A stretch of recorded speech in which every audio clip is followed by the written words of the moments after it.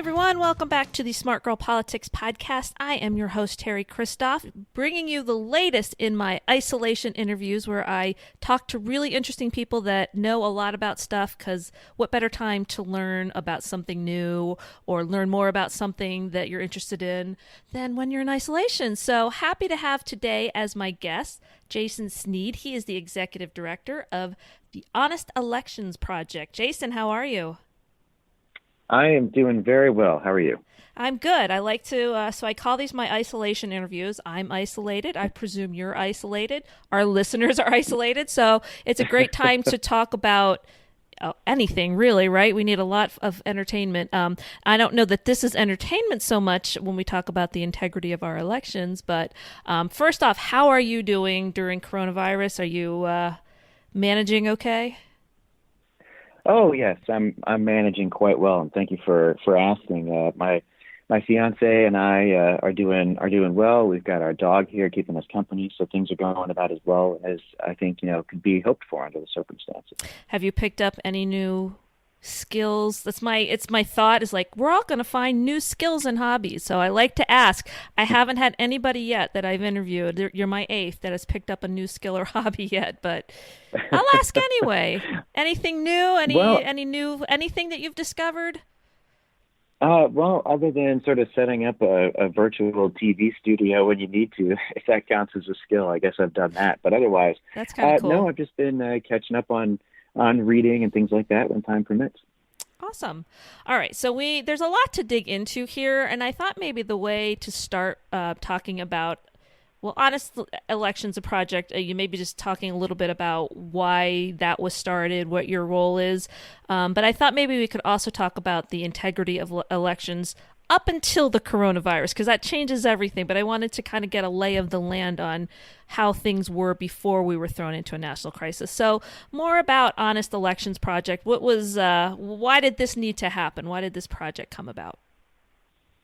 Well, the project really came about because there's a recognition, I think, that the integrity of our democracy is crucial. And unfortunately, over the last number of years, there's been a gradual and increasing sense of politicization sort of creeping into not the issues that we debate in elections, but the actual discourse around how those elections should be conducted, what laws should be put in place. Do we need to even have protections in place to prevent things like election fraud or any of the sort of corruptions that flow from that? And so because there's this danger that exists with politicizing the very machinery of elections themselves, we wanted to start a new group, a nonpartisan entity that could talk about the business of running elections from a neutral, nonpartisan perspective, basically setting up a system that makes it easy for lawful voters to participate but hard for them to cheat. And that's something which most people, regardless of the politics, still believe in. But unfortunately, with this partisan politicization, we've seen their voices being drowned out. And so we want to make sure that they're still heard and taken seriously in running elections today. And what steps do you take to make sure that happens? Well, we first of all carefully study all of the various issues, whether it's litigation or whether it's a public advocacy campaign, and figure out where there most needs to be a sensible voice coming in, talking about what the data says about election fraud, talking about what good public policy looks like in this space, and then we'll get involved in the fray as needed. So we've just in the last few months since we launched formally a couple of months ago, we've filed amicus briefs in court cases, making arguments that we need to be following the law when we're running elections, and that courts shouldn't be intervening at the last minute and rewriting those laws and introducing chaos. And we can talk a little bit more about that when we talk about the consequences of the coronavirus pandemic on elections.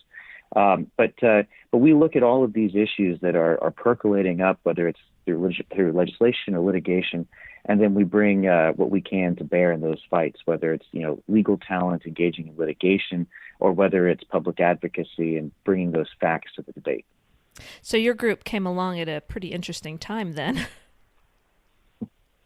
Yes, very much so. There's so much going on in this space. It really, like I said, gets back to this notion that we should, be avoiding politicizing democracy. But one of the things that we've seen, particularly in Georgia, for instance, is that there are political activists and people campaigning for office that will try to delegitimize the process if it unfortunately benefits their short-term interests. And we really want to push back on that. And we think there's no time like the present, but really it's critical that we have people making these sorts of arguments where, we're talking about building up election law, not for the sake of benefiting one political party or, winning in one election, but we're talking about preserving a free and fair electoral system, not only for this election, but for all future elections. Absolutely. If we don't have fair elections, really, we don't have anything here.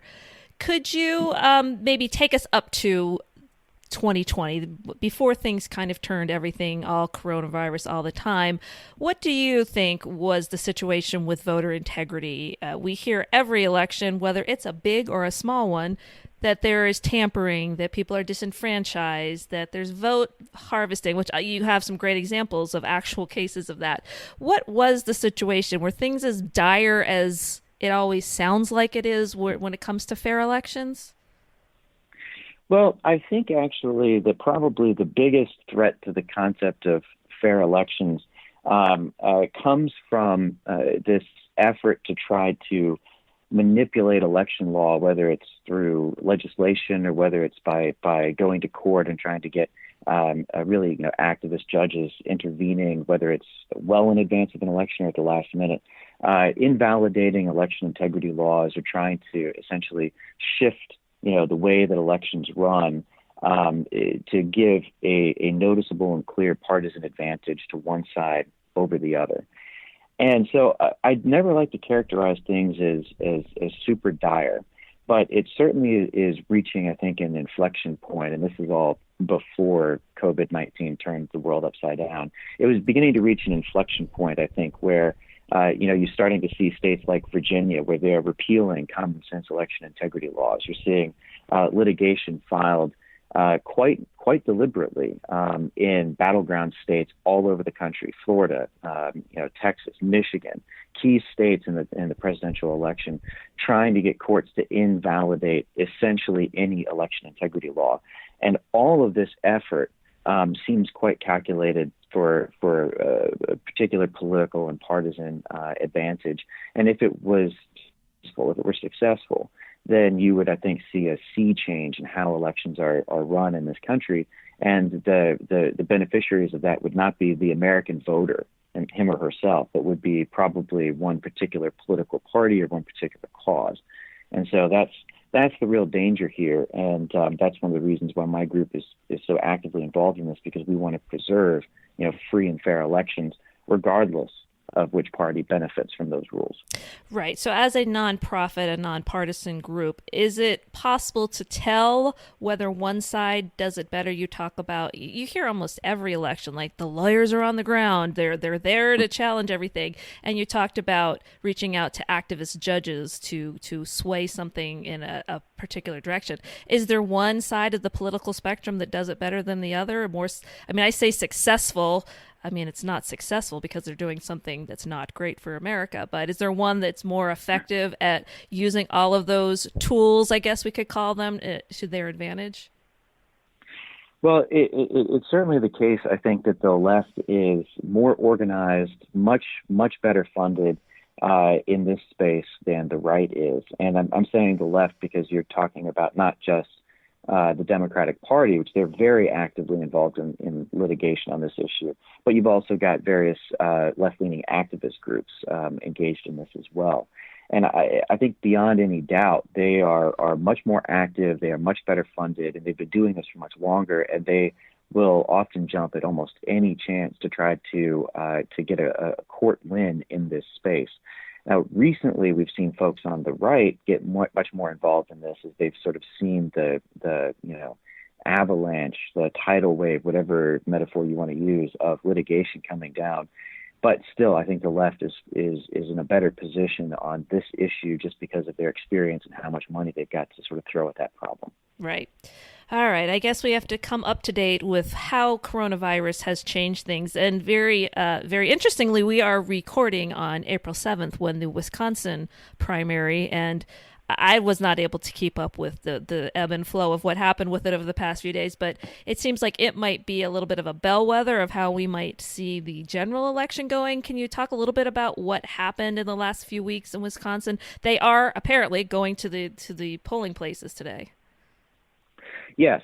So after much deliberation and a great deal of confusion on the part of essentially everybody, the way that it came down within just the last 24 hours is that, yes, Wisconsin voters are going to the polls, that they are able to vote in person after all, and if they're voting absentee, that they have to have their absentee ballots postmarked by the end of business today, so the 7th of April. And then there will be a 6-day waiting period during which absentee ballots that are still in the mail will be accepted. They'll be reviewed and counted, assuming, of course, that they're validly cast votes. And then in 6 days, so on the 13th, we'll see what the final results are in the Wisconsin elections. Now, Wisconsin is sort of a case study in, I think, how not to do an election in light of coronavirus. There was so much going on at the very last second, and I think that voters that are confused, that are frustrated, or even angry, I think that their feelings are quite valid in this case, because if you rewind the clock 3 weeks, there was sort of a test case in Ohio about what happens when you try to cancel an election at the last minute. And there was general confusion, just like there is now in Wisconsin and Ohio. But of course, you can sympathize with what the governor was trying to do. He was caught in the beginning of a rapidly changing and really, quite risky public health crisis that nobody has dealt with in living memory. He recognized, perhaps a little bit too late, but he still recognized that he didn't have the authority to stop the election himself. So he went to a court, and quite literally until I think it was like 8 hours before the polling places were supposed to open, voters didn't know whether they were going to have an election. Now, fast forward 3 weeks to Wisconsin, and Wisconsin has essentially repeated that, but on steroids, because they had litigation going back and forth. They had a district court judge entering an order changing the election. They had the governor then deciding to just try to cancel it outright, even though it appears he doesn't have the legal authority to do that. You had the Seventh Circuit Court of Appeals invalidating one of the district court judge's orders. Then you had the Supreme Court come in about 12 hours before the polls were supposed to open and invalidate most of the rest of that order. And yet the state Supreme Court saying the governor does not have the authority to cancel the election. So all of this chaos was happening. Polling places weren't sure whether they were supposed to be opened. Voters weren't sure when they were supposed to cast their absentee ballots or what rules were in place. So I think that this is just exactly how not to do an election in coronavirus season. And probably the last thing that the Democrat primary needed at this point with all of its craziness.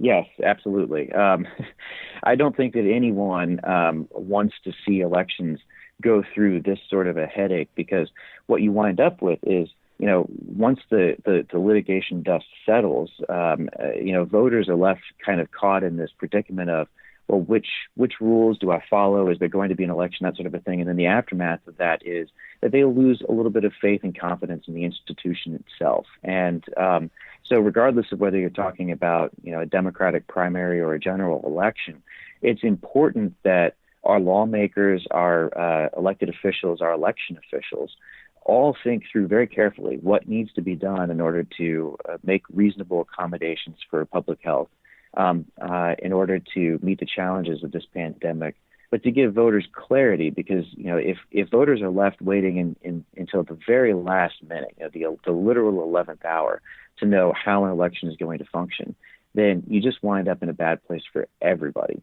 And that can be avoided, and frankly, that should be avoided. But right now, states should be thinking through contingency plans for the remaining primaries and then also in the general election, so that we avoid these sorts of problems then.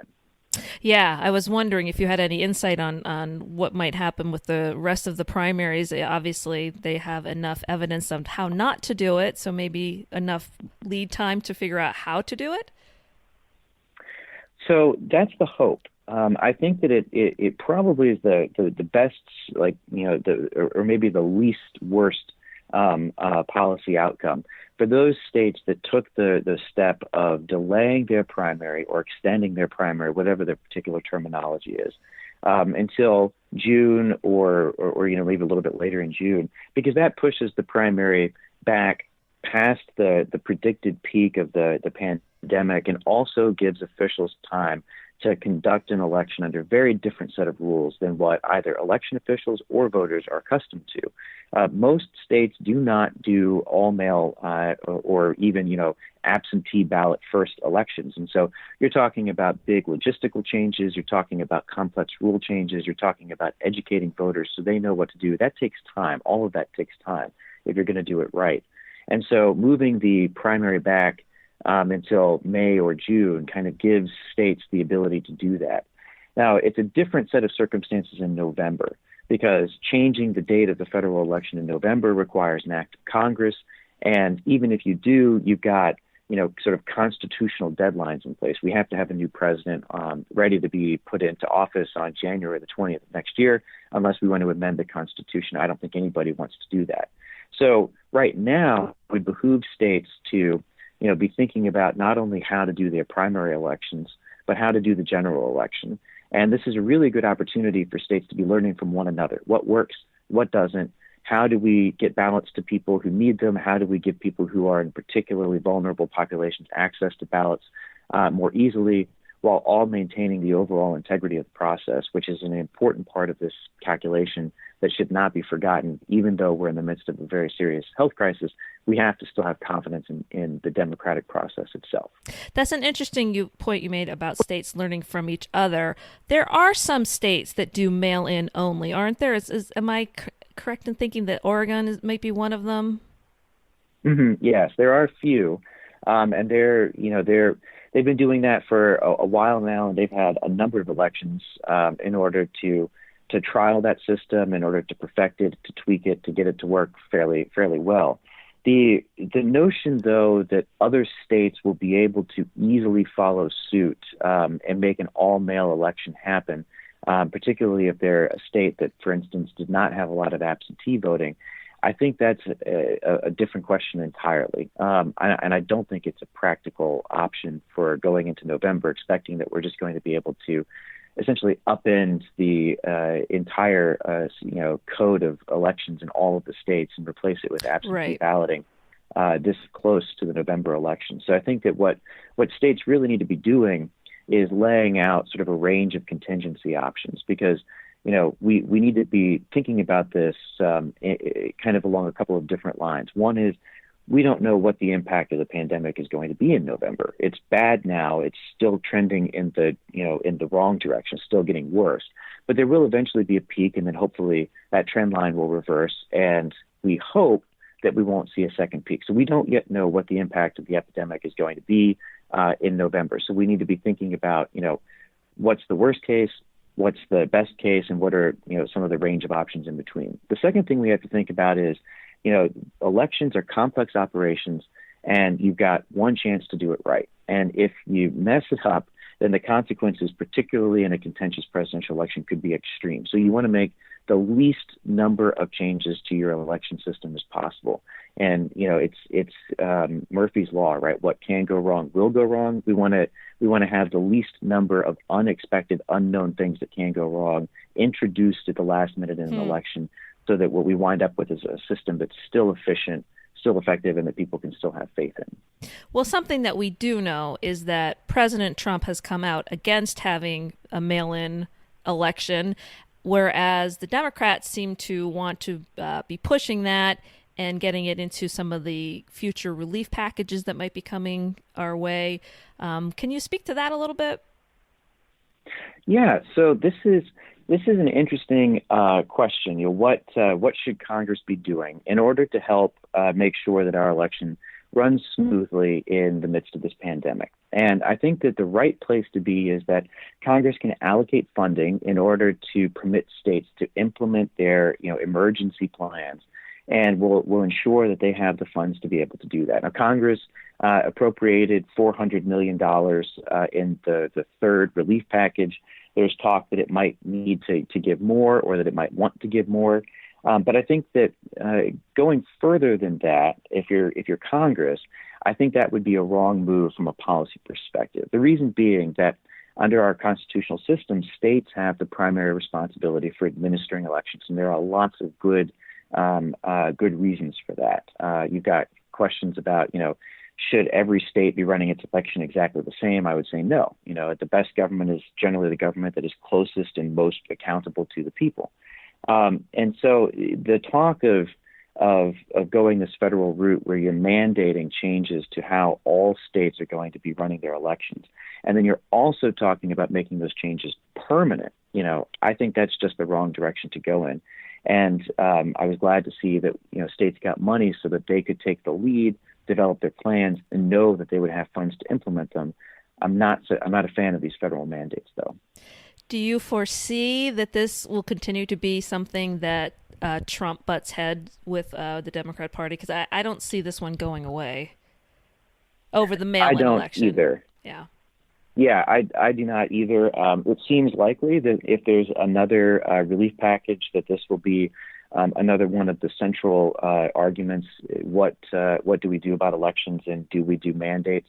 And I think that, going all the way from now until Election Day, you're probably going to see litigation filed as well, making various legal arguments that in light of the pandemic, we have to have an all-mail election or something like that. So that's something that my group and other groups are going to be paying attention to, and seeing what we can do to help ensure that whatever states do to make accommodations to change their elections, that those accommodations are being made in line, first of all, with state law, and secondly, that this isn't really a backdoor attempt to change how American democracy functions forever, in light of this temporary, short-term but serious pandemic. It just seems to me like mail-in, anytime the longer it takes for my vote to go from my hand to where it's getting counted, it just seems like there's too many places it could be compromised or whatever. So it's really hard to see a scenario in which mail-in is a viable option. I see, though, in doing some research before we talked, that the left would say, well, that's just racism. You don't want minorities to make it easier for minorities to vote. It's just insane to me, but I don't know if you could speak to places that do mail-in, is there evidence that there's increased tampering, or you hear about these, what are they, trunkfuls of votes that come out of nowhere? It just seems like it's rife for that kind of thing. Anytime it's really taken out of your hands, it's just really hard to say that my vote's counting. Well, that's absolutely right. You're talking about the problem of chain of custody in absentee ballots, and when you're talking about mail-in voting, that's really one of the least secure ways to cast a ballot, because so much can happen. Whether it's an innocent thing like your ballot gets lost literally lost in the mail, and you don't ever double check to make sure that it was received, so then you've just effectively been disenfranchised, however innocently, to more malicious sorts of conduct where we've seen instances where people will take ballots out of people's mailboxes, Mm-hmm. where people will go into their homes and engage in a tactic which is called basically vote harvesting, where they'll go door to door through neighborhoods, through nursing homes Right. and other similar facilities, and they'll sit there with a voter and watch as the voter casts his or her ballot. They'll talk them. Maybe sometimes they'll even pressure them into voting in a particular direction. I have some pretty serious concerns about that. And then, one of the things that we saw come out of this, vote harvesting vulnerability in North Carolina, for instance, in the 2018 election, was that hundreds of ballots were taken out of the hands of voters by an operative working for a Republican, Mm-hmm. and then those ballots were tampered with or destroyed. And so in those cases, even if the voter didn't have any reason to suspect their interaction with the person collecting the ballot in that moment, they still had their right to vote compromised after the fact, and again, really didn't know about it until this whole scandal broke and forced a redo of a congressional election. So, yeah, you're absolutely right that there are a lot of vulnerabilities that can happen in the absentee ballot context, and that's part of the reason why I'm so very skeptical of this notion of moving to an all-mail election or to an absentee first vote, going forward. Now, we do have to think about what accommodations to make now, because there are people in vulnerable populations who I think quite reasonably don't want to go to the polls because they're concerned about their health or their age or whatever it is.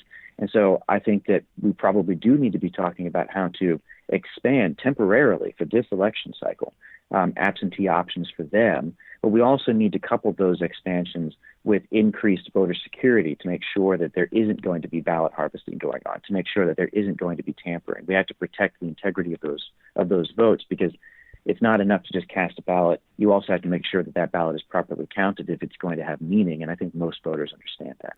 Absolutely. So I'm going to end with two kind of bigger questions, really, and it's I want to end on a positive note. So the first question then will be the negative one. What is the worst case scenario for us in 2020 with the general election? But then what's the best case scenario in terms of voter integrity?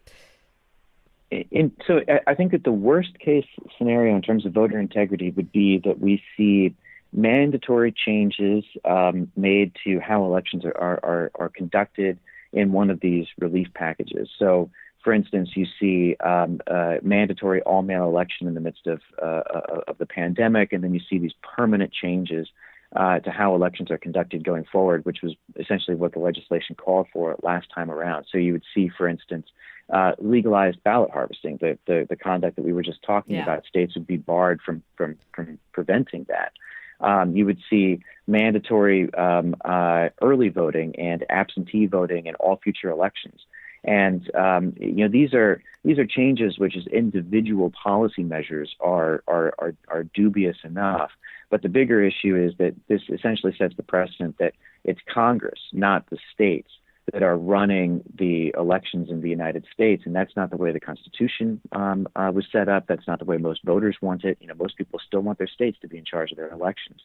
So I think that would be the worst place to be, because you're talking about sweeping changes to how the election is conducted, sweeping changes to who gets to decide how elections are conducted. And those mandates would be expensive, they'd be burdensome, and they'd be opening up a Pandora's box of things to go wrong in November. And I think that the consequences of that for the integrity and legitimacy of the process would be potentially extreme. I think the best case scenario for us is for states to take individual looks at their election process, figure out what they have the resources to do, figure out what the situation on the ground is, and set up, as I said earlier, a range of options so that they can meet the electoral challenge of a pandemic in which we are all still living in lockdown, or they can meet the challenge posed by a much more limited pandemic where people can go out, but there's still maybe vulnerable members of the population who need better absentee voting, and then take advantage of those federal resources that Congress has given them to implement these plans, but stay flexible, stay adaptable, and think ahead. I think that's the best way to go, and I think if we do that, we'll be in the best possible position in the fall. That sounds... hopefully that's the way that we're going. Let's hope. And I know that Honest Elections Project's going to be following this very closely. So if our listeners want to learn more and follow along and get the latest news, what do you recommend that they do? I welcome anyone to check out our website, honestelections.org, or check us out on Twitter or Facebook, where we're constantly posting updates on our most recent activity, as well as what's going on in the election during all of 2020 and beyond. We're on Twitter and Facebook at Honest Elections.